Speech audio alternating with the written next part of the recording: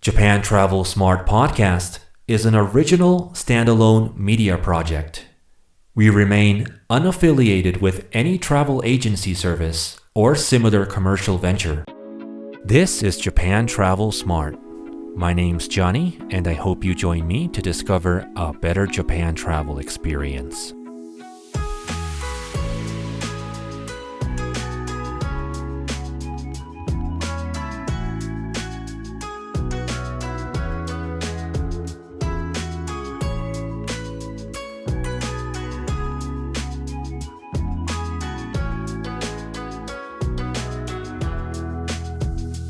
Welcome back to Japan Travel Smart. This is your travel companion Johnny, and this is journey number 19. Bike sharing services. Super convenient. Japan Travel Smart is a bi-weekly podcast all about the joy of travel through Japan, far and wide, from the perspective of a frequent visitor who just can't get enough of the place that does it best. This is your one-stop shop for the very best of Japan travel, including novel advice and Japan-specific tips to keep you ahead of the game. We cater to first-time and repeat Japan visitors alike in hopes of making the country shine at its very best, regardless of interest, budget, or time of year. We're going to be honest. We get a little concerned when we hear about how some people intend to get around when they plan their trips in Japan. The truth of the matter is that you're not going to get very far very quickly in a mega city like Tokyo if your basic plan is to walk. That's a plan that exposes a reluctance to learn and try options better suited for different use cases. Enter bike sharing services. For starters, cycling in Japan is a widespread practice, but the culture may be a bit different to what you're used to seeing at home. More specifically, bike sharing as a transport method is sustainable, inexpensive, and convenient for visiting tourists. In this episode of Japan Travel Smart, we're going to give the lowdown on bike sharing, how to get set up to be able to use the main services available to overseas visitors, and some important safety rules and useful tips for riding. Let's talk about the cycling culture unique to Japan. You might be surprised to learn that Japanese cities like Tokyo actually have very few dedicated cycling lanes relative to cities in the West. That's probably the big contradiction here. There's an amazing amount of parking infrastructure for bicycles, and you're going to see cyclists and bicycles strewn all over the place. At the same time, there are also so many areas where you're expressly disallowed to mount on a bike, including open pedestrian trails and around certain green spaces. So how different is cycling in Japan, really? The important distinction to note is that for most citizens, cycling is much more of a practical utility than a leisure or sport activity. Cycling is a very democratized practice, meaning it's not limited to children and enthusiasts. Fortunately, biking is pretty safe to do in Japan, thanks in large part to features like narrow streets and smaller vehicles that circulate on them. Japanese bikes are functional. For example, you'll see mothers getting around on bikes with seats accommodating their small children as an extremely common sight. Many people in Japan own a bike, and bikes are utilized by every profession and age group without stigma. In Japan, you're going to get the best advantage of bicycles by using them like the Japanese do. They are used for brief, short-distance trips as you get around within a city at low speed. The Japanese will prefer to use public transport when they intend to travel at any greater distance. Bike sharing services have become increasingly popular in Japan over the years. Nearly every notable city in Japan has at least one bike sharing system with convenient ports in strategic locations for you to take out and return the bikes. The shared bikes are electric power assisted and easy to ride, even on hills. Bike sharing should be the most casual and convenient option for any temporary visitor to Japan. You will never need to register any bike or take a test to be able to hit the street, or explicitly sign up for insurance. Helmets aren't even required, and actually not seen much at all among the citizenry. In spite of these advantages, we've also noticed that bike sharing still remains a very underutilized alternative among tourists from overseas. Actually, we've identified a few unfortunate reasons to explain why that is. It's not necessarily that straightforward to sign up and get set up to be able to use bike shares in Japan. For instance, one of the bike sharing services available in Tokyo has their app available in English, but can't be signed up to unless you have a Japanese phone number. For other services, you'll be able to sign up, but you might encounter a restriction on the availability of the service app in your own country, or you may find that your preferred payment option isn't admissible. We can only hope that in the future these services become more accessible to overseas visitors than they are now. But for now, we're going to communicate what we've been able to make work for ourselves. Being able to properly set up at least one bike share service for your Japan trip may require just a bit of effort, but the potential payoff will be massive. As a disclaimer, we will be name-dropping some of the competing commercial bike share services in Japan, but we have no relationship with them beyond our personal use experience and our recommendation.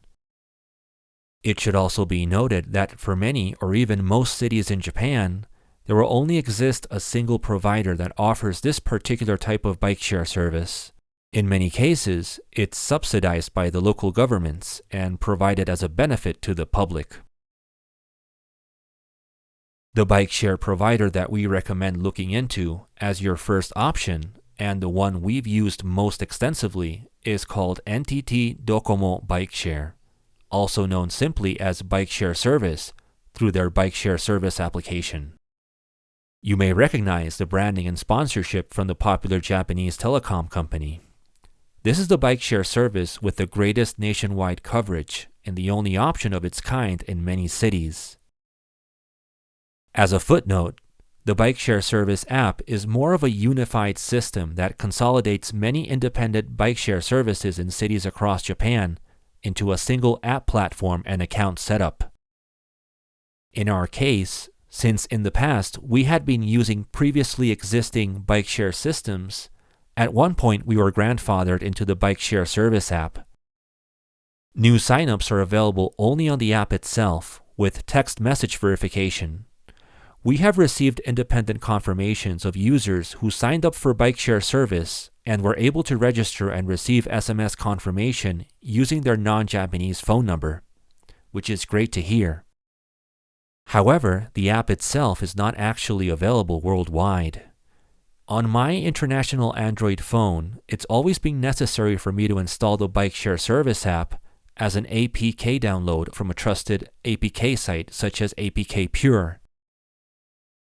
Also, the name of the application shows up in Japanese text when you look it up, but the app itself has English support together with its accompanying official website.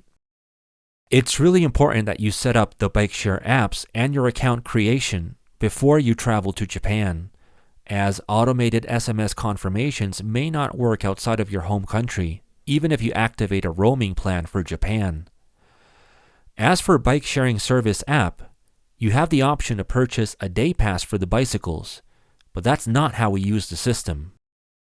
The most cost-effective way of using bike share service is by riding on 30-minute plans, which only cost 165 yen or a bit more in certain cities. The idea here is to use bike shares simply to get yourself from point A to point B. If you borrow bikes for 30 minutes at a time, up to 6 times in a day, it'll still cost less than the day pass.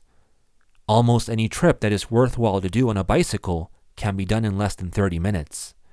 You just need to plan ahead with the application to decide beforehand the port where you'll be dropping off your bike at your destination.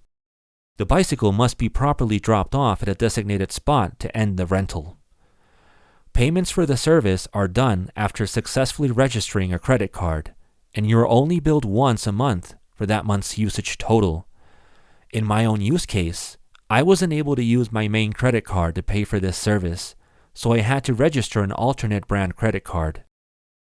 If you are unable to get the app installed and the user account registration fully set up and working for yourself, there is still an alternative for you to use this bike share service, although it will only offer you day passes and thus cost quite a bit more to use, in addition to still requiring a valid card payment and text message verification, which may be finicky. The one-day passes are on sale on the official bike share service website and don't require having the app to rent the bikes. However, it would be ideal to avail yourself of the Docomo Bike Share app and to set it up in order to use its useful features and to unlock the bikes more easily. The app allows you to find bicycle stations near to your current location on a map display and will offer real-time information on bicycle availability for each port and the available number of bicycles at any given time. You have the ability to reserve a specific bike to use before you get to it, and you are even able to check the current battery levels for each of the available ones. Shared bicycle availability will change quickly in densely populated city areas. Each bicycle has a unique number plate for you to identify the one you've reserved. In addition to reserving a bike for use, you may also reserve the station where you intend to drop off your bike at your destination, which may be important to do since ports to drop off are also limited and can cap. It's important that you read up on the steps to take out a bike via use of your smartphone beforehand. The unlock process may be different depending on the bicycle. Some bicycles use a keypad, while others have a newer QR code scan system. There are also details that are all too easy to forget, such as the fact that the bike unlocks automatically after prompting with the app, but the bicycle must be locked manually at the destination port to successfully complete a drop-off. The bicycles also have another manual lock switch on their kickstand. You won't be going anywhere unless you disengage the kickstand lock. The shared bikes themselves run a bit small for a tall person, but you can easily get used to them, and you can adjust the seat height as well. You can place your belongings on the bike's front basket. Be sure to turn on the electric-assisted motor on the left-hand panel and also adjust the gear speed. The bicycle also features a night light and a bell to alert others. In order to head straight to your destination without having to stop or wander too much, you should be using navigation on your phone. It's illegal to use a phone by holding it while riding bikes in Japan, but the shared bikes sometimes have convenient phone holders on them.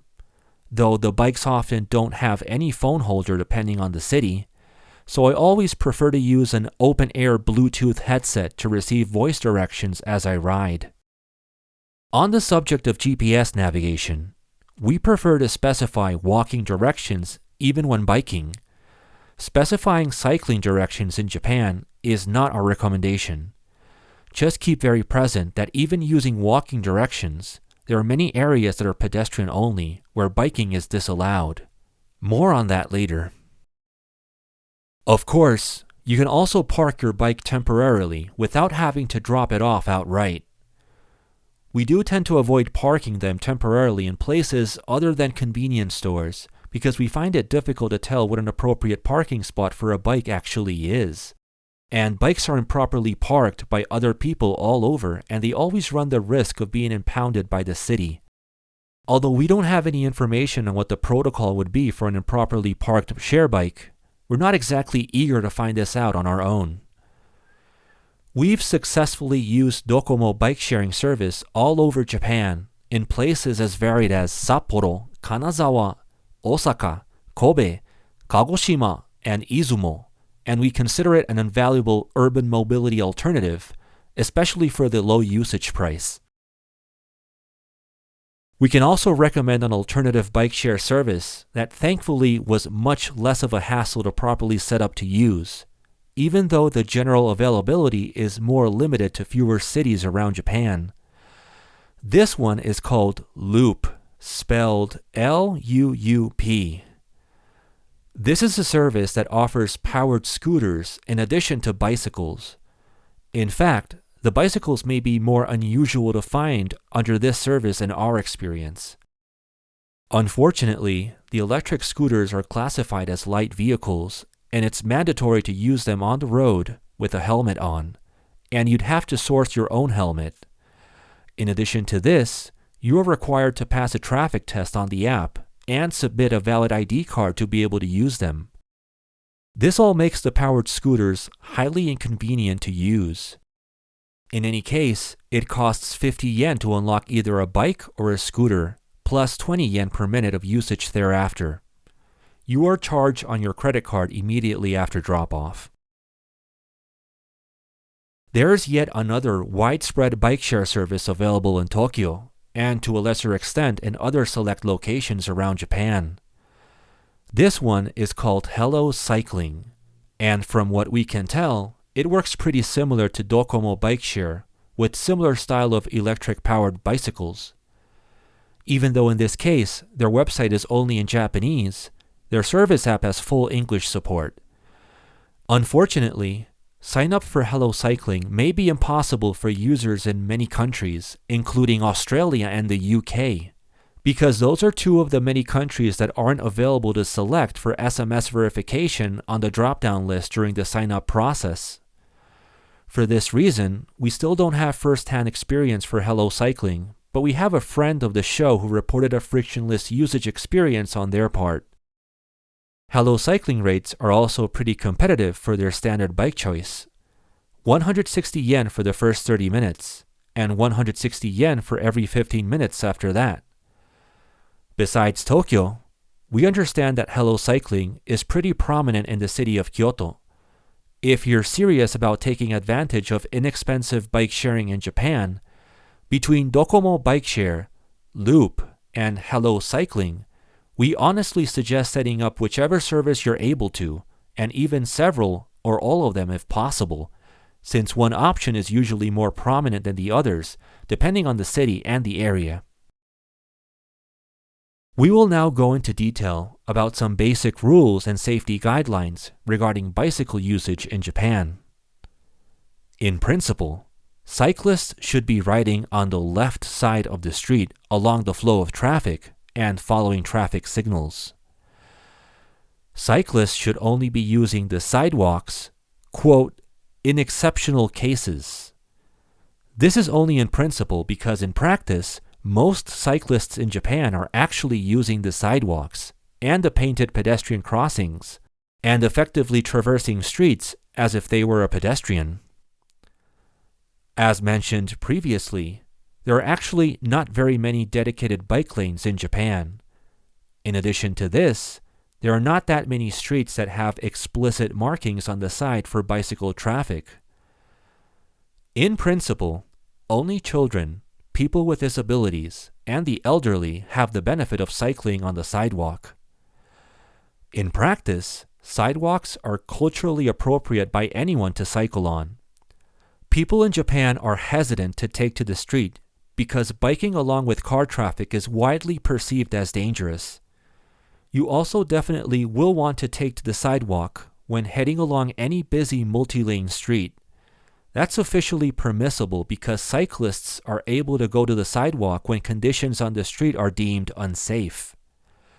I know this all may sound confusing and convoluted, but you can exercise common sense and definitely observe what the general flow of cycling traffic and the vibe looks like, and act based on that.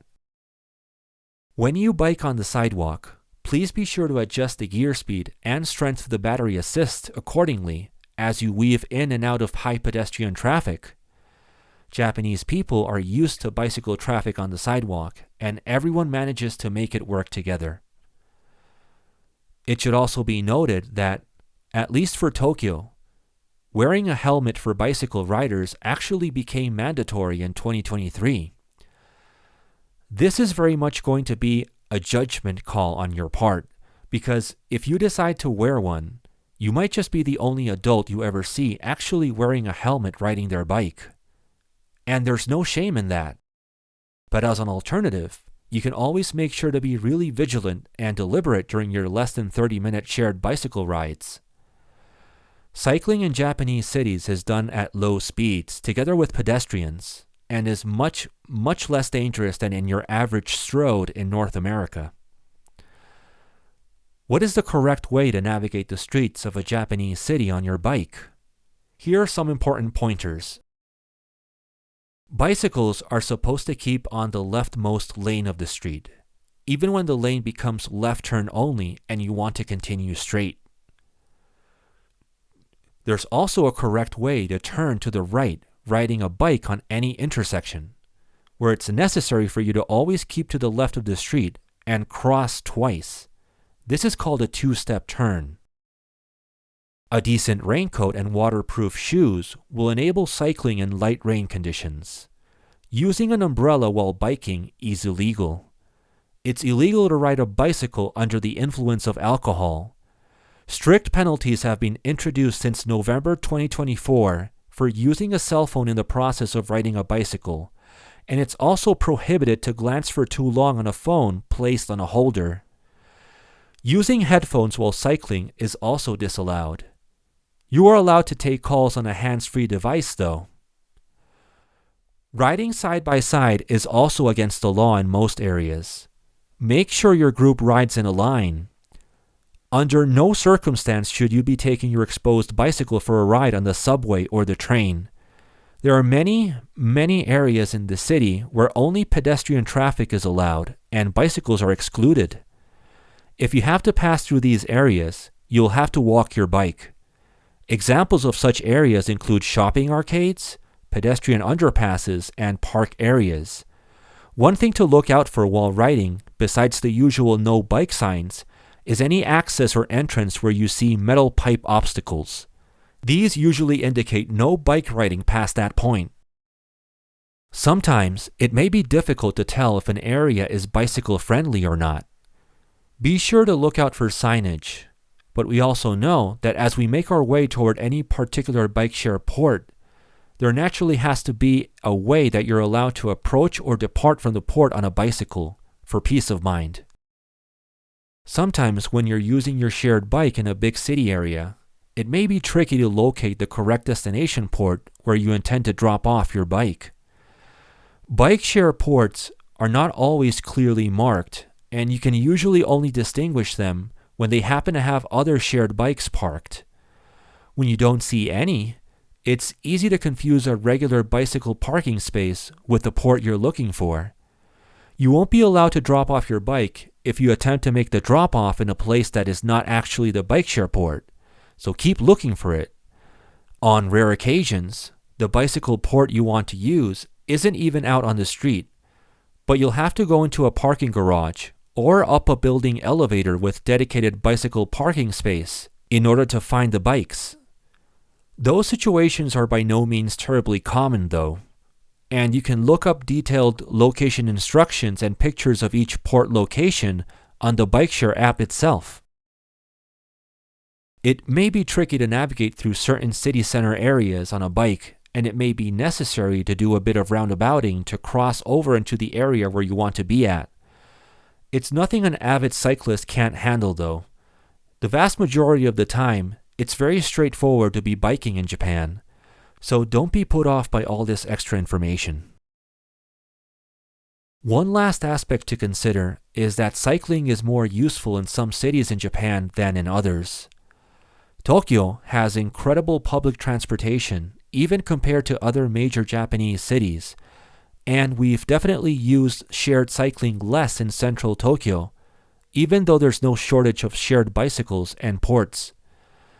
On the other hand, Osaka has an even higher bicycle commute share than Tokyo, and Osaka Prefecture, in fact, boasts the highest cycle commute share in the country. We found that bicycle shares have been the most useful to get us around in Osaka. Sapporo is a flat city laid out neatly in a grid, and it's actually very pleasant to bike around in the summer months. Kobe, on the other hand, can actually be pretty scary to head down on its steep slopes, and we also couldn't imagine heading the opposite way up. Kyoto can be pretty hilly around some of its attractions at the edge of town, but biking is a pretty good alternative to having to use the overcrowded buses. One of the nicest cities we experienced in terms of biking around has been Izumo in Shimane Prefecture. If you arrive into town on the JR station and you intend to head to the main attraction here, which is Izumo Taisha, one of the most important Shinto shrines in Japan, it's kind of out there from the station. But with the bike share service, it became a breeze to explore this peaceful city. Compared to a standard bike rental, bike share services are simply a better option for you as a visiting tourist in so many ways. It's so much more affordable, and the casual pickup and drop-off style of shared bikes make them perfect to combine with other forms of transport. Shared bikes grant the best flexibility. Pick one up at a port, ride to your destination, and drop it off at another, all for a fraction of the cost of a taxi. They are also available to use 24 hours a day, every day of the year. Bike sharing will offer you practicality and a chance at adventure. And as you bike around, you can get a better perspective on a city and its inhabitants. We think you should give it a try. You'll probably find it's not just transport, but a way to really immerse yourself in your Japan travel experience.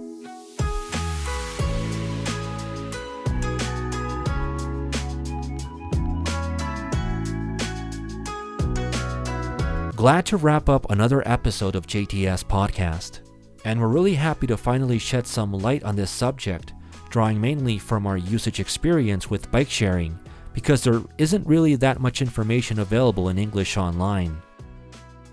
If you'd like to learn about more novel topics in Japan travel, be sure to subscribe to this podcast feed right now on your platform of choice and let it keep you up to date for future episodes. We promise to deliver on novelty because in an upcoming episode of the show, we will cover the best of our summer trip to the national park areas in the northern region of Hokkaido. You don't want to miss this one, but until then, my name's Johnny, and I'm signing off with your reminder to, above all, be smart, and everything else will fall in place.